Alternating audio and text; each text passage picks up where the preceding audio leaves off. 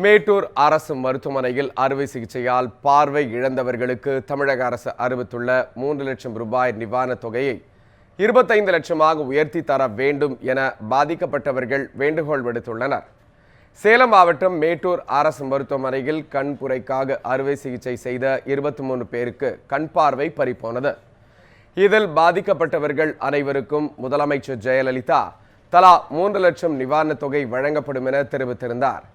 இந்நிலையில் அரசு அறிவித்த தொகை போதாது என்றும் இத்தொகையை 25 லட்சமாக உயர்த்தி வழங்க வேண்டும் என்றும் பாதிக்கப்பட்டவர்கள் அரசுக்கு கோரிக்கை விடுத்துள்ளனர். மேலும் 6 மாதங்களுக்கு சிகிச்சை எடுக்க வேண்டியது உள்ளதால் தனியார் மருத்துவமனையில் சிகிச்சை பெற அரசு தங்களுக்கு நிதியை உயர்த்தி வழங்க வேண்டும் என்றும் அவர்கள் தெரிவித்துள்ளனர். நான் தான் கஷ்டப்பட்டு இப்போ எல்லாம் குடும்பத்தை காப்பாற்றிட்டு இப்போ அதை வச்சு என்னங்க செய்ய முடியும்?